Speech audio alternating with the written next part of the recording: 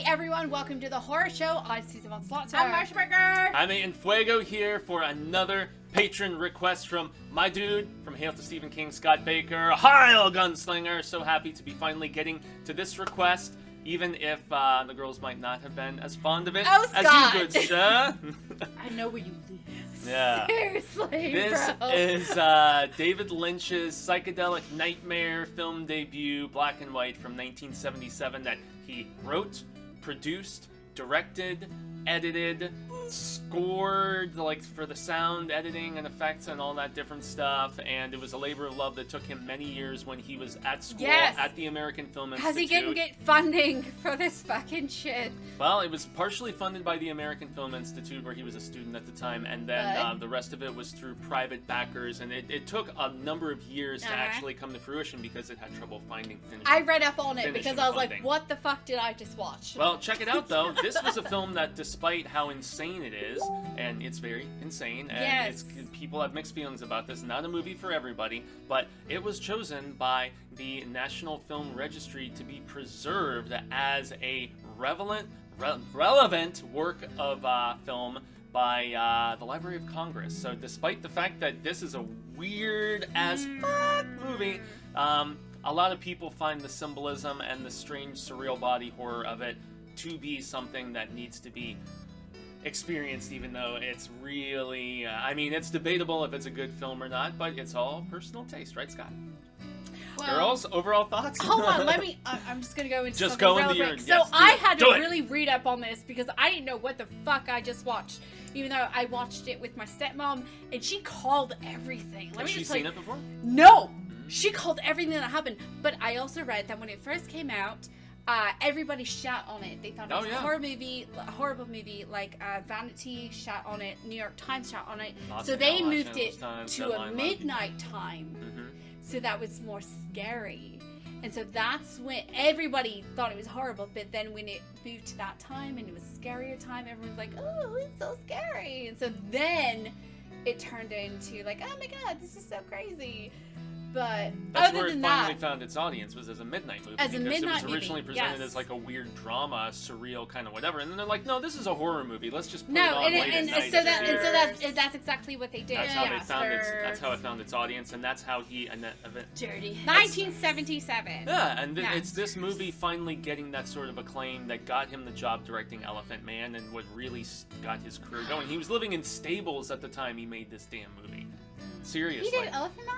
Yeah, right after this. Okay. And David Lynch also went on to do Twin Peaks, and I know he did. I mean, what else? Elephant Lost Man. Highway, Mulholland Drive, Wild at Heart. I want to say Blue Velvet. He's done some weird stuff. Yes, weird is like a fucking understatement. Okay, Marcia, so what'd you think? Well, he obviously thinks a lot of himself, but That's what I was thinking. when I watched this, the first thing I said was, this movie is like a dream you would have after eating bad Chinese food. Yeah, she did. It totally is, and because I have some really out there dreams, and I feel like he captured the essence of what a horrible nightmare dreamscape is like, and then made us all watch it. And I felt weird and uneasy, and for a while, like going, why? For the entire movie, there's the weird it's ambient like noise artsy for the entire sake of time. being artsy. No, he obviously feels a lot about himself, and that's fine. But like, he's not really my favorite at all. Like, this is not my genre. It really is not, and I apologize because I feel like people get upset when I don't agree with something, obviously. No, Don't I take agree offense, with you. Scott. I agree. And I'm sorry, and I hope you love this movie and you watch it every night to your sleep. Or you're just fucking with us. Dreamscapes, whatever, but this just, I don't understand it. I can't comprehend it, and it just makes me like, I don't know. Like, maybe that's why people like it, because it makes them have that feeling of like, I just want to like kill myself right now. You feel weird and dirty and uneasy, just like every character in the movie. Right. So I felt that. So I was reading up on it. The sound design. The sound design is what made it so uneasy. for everyone. Well, because there's I no agree. real dialogue. It's just No. so, like, you don't get any dialogue. You get no dialogue Do you know until Mary? 11 Yeah, I know minutes into Mary. the movie. 11 minutes in the movie Yeah. is when the first line is finally spoken. Yeah. Do you know Mary? Yeah, I know Mary. Well, you're invited over to their house. Dinner. Yeah. There's so much deadpan weirdness in this. Yeah. And so, I mean, how about we just get to story so we can actually, Yes. get to this stuff. So You the movie, explain it. yeah. Yes, well, the finally. movie basically Explain it. starts out with like this. I'm ready. He's essentially the guy up in Henry's head, like cranking the levers Yeah. and stuff, and we descend downward into our main character, this dude Henry, big old poof of hair. And it's funny because I used to get this in Barton Fink with John Turturro like mixed up because they're both black and white, they're both weird, surrealist and stuff. The Coen Brothers movie is a little more on the funny side, whereas this one is just weird as all hell. But it seems to me like the movie takes place in like almost like a post-apocalyptic industrialist like in wasteland of sorts, especially with some of the food options that they have, especially with the fact that it's all desolate and all these just weird factories and stuff like that, and there's very few people around, and it's a very it looks dilapidated and destroyed.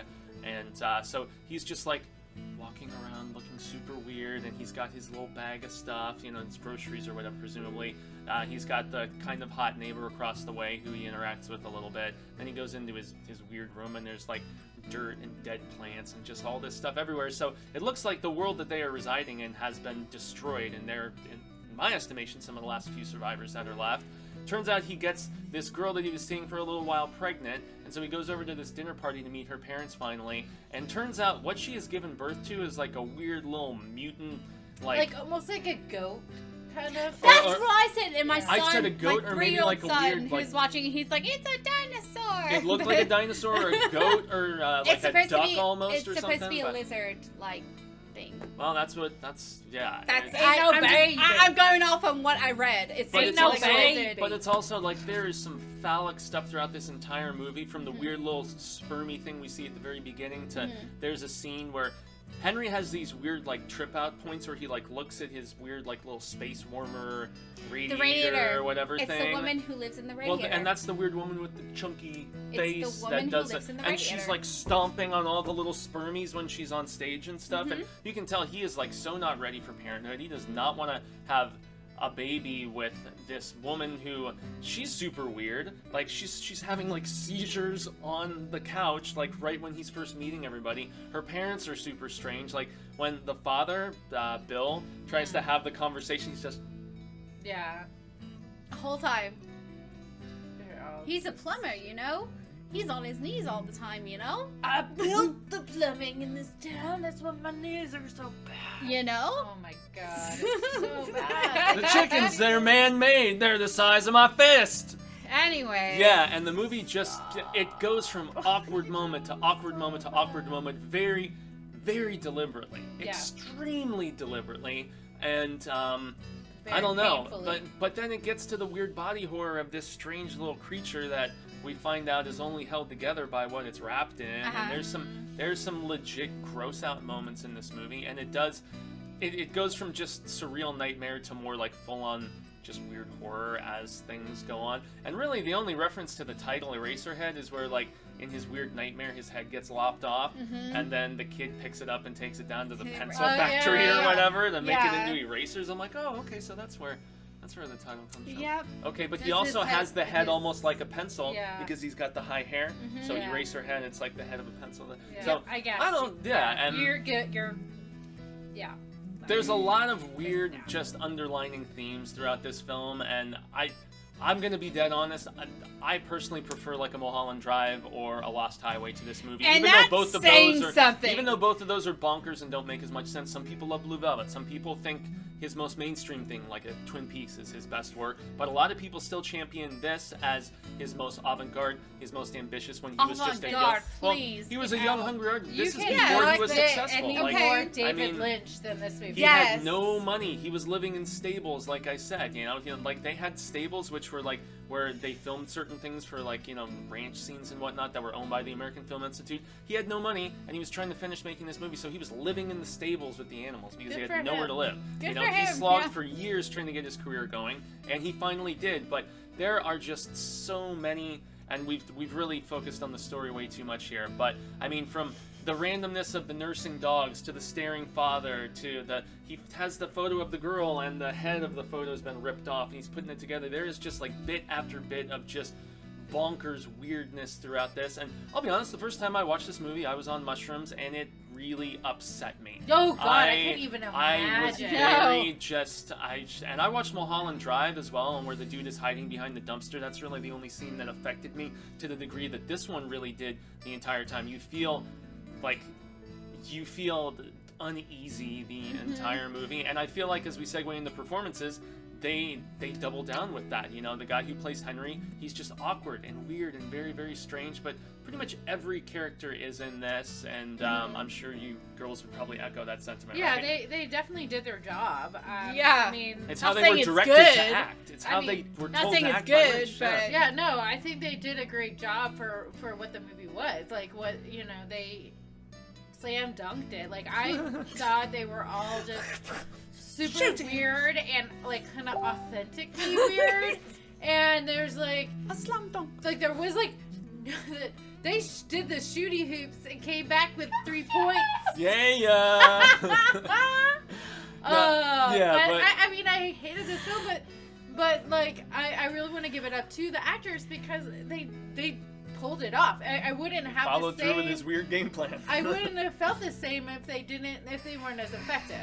Yeah. So everyone's weird in this movie. Yep. I hate you guys so much. Effects, though, I mean, I will give credit to the fact that with working on this microscopic budget, all of the strange, dilapidated, rundown places where they filmed everything, it looked post-apocalyptic wasteland kind of bit. It's not supposed to be. It's not supposed to be. It's not. just supposed to be that industrial lowly. Well, that's area, how I interpreted it. like and depression. Art is interpretable. Yeah. Okay? No, I'm telling you, it's you're not close. supposed to be. It's supposed to be like It's supposed to be that industrial area area. where it's bleak and just monotone. But the and... chickens were the size of my fist. I've been talking about made chickens and whatnot. Like, Bennett. and here I was thinking Lynch was Canadian, and no, that's Cronenberg. That's Canadian.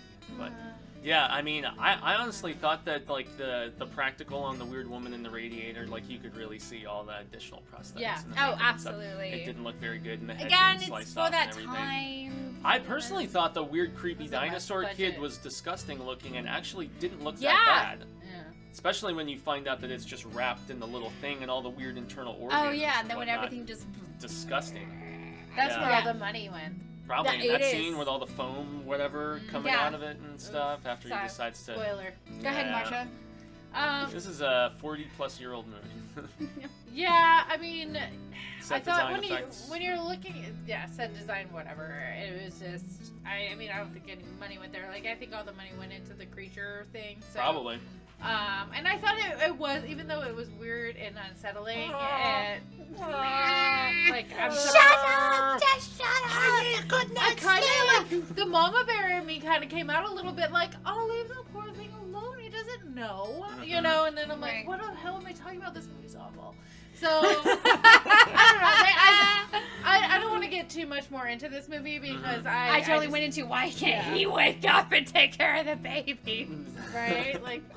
Yeah, but well, we have to at least finish on sound then, since it was such sound, it was such an arduous process for them to get all of these different weird, like the rumbling of machinery and even the weird musical number with the woman singing near the end was legit creepy. It Yes, was like In Heaven or something like that. That movie was from, that song was from like the 1920s, and they decided to put that in there. So yes, only because I read up on it and because they felt it would be so unsettling. Yeah, I thought this. They did. You know, there was a reason why they got nominated for this sound design because it was really the biggest thing that really pushed you over the edge. Yes, visually and the acting and everything like that helped, but I don't think if you had a different soundtrack, you would have had the same experience. Right. Yeah, it's almost a character in and of itself, and it's almost like the sonic equivalent of like Japanese water torture because of the fact that just the constant drip. It's like the constant whirring of machinery. It keeps you on edge the entire time because it never stops. Yeah, It that's never what they wanted. flippin' That's stops. what they wanted. Yeah. Yeah.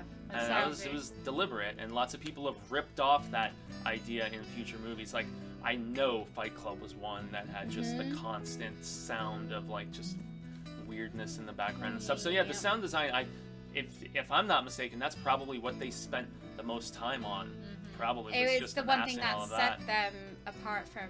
That was the one thing that they were recognized for, was the sound design and everything. That and the creature were really the most memorable parts, and that Right. and the weirdness of all of these So weird. strange God characters. damn. So, if you want a psychedelic nightmare of epic proportions, Eraserhead is the film for you. Yeah. So, Yep. yeah. I do drugs in this movie. I Yes. can't, like doing it and even sober then, was you're not gonna have a good awful. trip. I You're not was gonna have a good really, trip. No. No. Like, true. I needed drugs. Like, I Honestly, did it sober made and you I was feel like you ugh. were on drugs. which Yes, is what, it really, really did. an effective movie like this will do. But I mean, Yeah, that when would it's probably trying to make induce me a mad, bad trip, actually, spending Yeah. money on drugs and then watching this movie and just ruining my high. you're I'd be gonna like, have a bad time. have a bad If you time. Eraserhead when you should Shazam, you're gonna have a bad time. Gonna So. have a bad time. I guess that's good enough, y'all. So, Scott Baker, thanks so very much once again, man. I will see you in the Hail Cotat. If you want to be like Scott and suggest a film for us to review. Which you do. Yeah, you do. Tell us what to do. Help us program this channel proper. Give us your insight. We greatly appreciate it. So, subscribe to the Patreon if you are seeing this once we put it on the channel proper. And, yes, check out all the social media sectors and such for us. We greatly appreciate it. But until we encounter you once again, I've been Jaime and Fuego. I'm Susie Von Slaughter. I'm Ruxpin. And until then, remember, stay scared of the